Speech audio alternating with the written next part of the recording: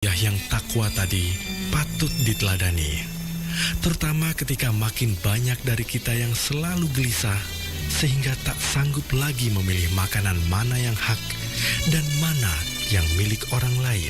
Allahumma inna haza iqbalu naharika wa idbaru laylika wa aswatu du'atika faghfir lana. Ya Allah, kini siangmu telah datang dan malammu telah berlalu dan suara permohonan telah dikumandangkan. Maka ampunilah kami. Dengan ini kita memasuki waktu imsak.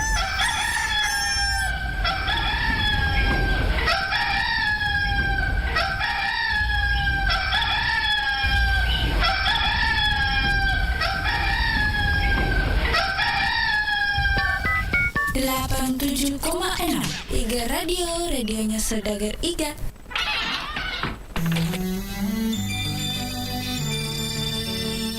Diriwayatkan oleh Turmuzi bahwa Rasulullah bersabda, segeralah beramal kebajikan sebelum datang 7 perkara. 1. Adakah kalian menantikan kecuali kemiskinan yang membuat kalian lupa dari kewajiban? 2. Ataukah kekayaan yang melahirkan rasa congkak yang melampaui batas? 3. Ataukah penyakit yang merusak? 4. Ataukah masa tua yang menimbulkan kelemahan atau pikun atau kehabisan tenaga? 5. Ataukah kematian yang membereskan? 6. Ataukah dajjal yang paling jahat yang dinantikan? 7. Ataukah hari kiamat yang terlebih berat dan terlebih sukar?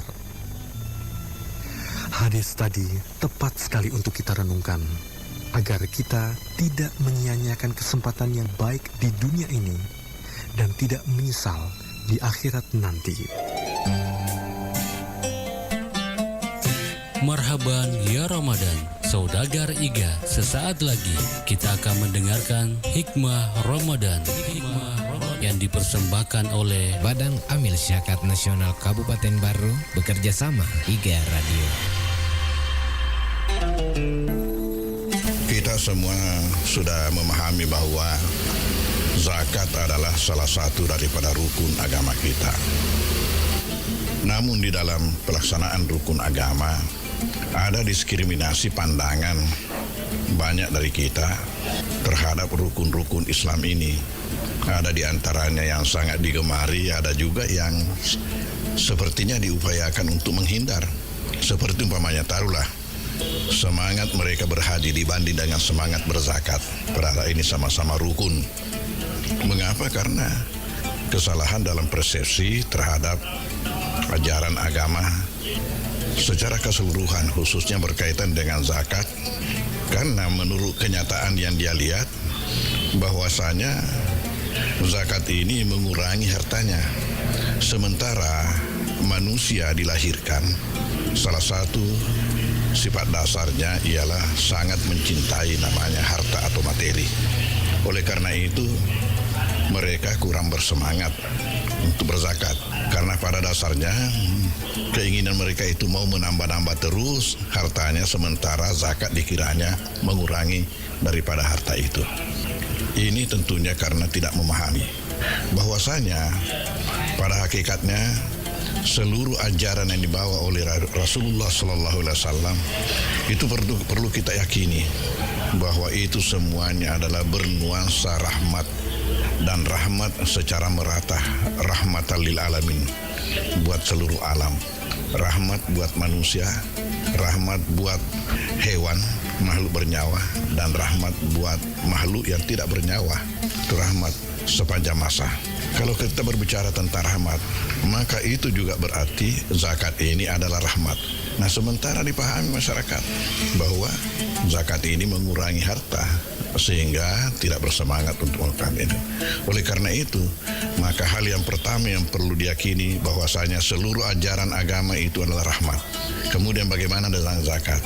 dengan zakat, saya katakan bahwa kata zakat saja mempunyai 4 makna, yang mana itu semuanya bernuansa rahmat. Makna pertama daripada zakat ialah kebersihan dan kesucian. Artinya apa? Kalau kita memang ingin makan harta yang bersih, yang menyehatkan kita, maka tolong jangan makan sendiri. Ingat zakatnya, infaknya, sedekahnya. Kenapa? Karena manakala harta kita sudah sampai pada saat di mana wajib keluar zakat, lalu kita tidak keluarkan, maka itu logikanya ada harta di situ sudah bukan lagi hak kita, bukan lagi milik kita. Tapi karena tidak dikeluarkan, maka kita makan bersama-sama dengan harta yang memang milik kita. Akibat daripada itu, maka itu berarti bahwa kita makan harta yang tidak bersih.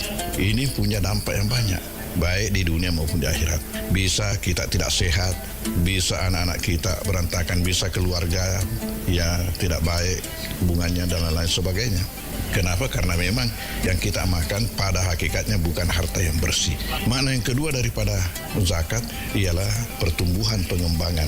Di dalam bahasa kita asawengen. Artinya kita ini semua ingin bertambah, kita punya harta. Maka ketika keluar zakat, maka ketika itu memang kurang. Tetapi ingat, besok atau lusa Tuhan pasti akan gantikan dan akan lebih banyak daripada yang kita keluarkan. Yakinlah.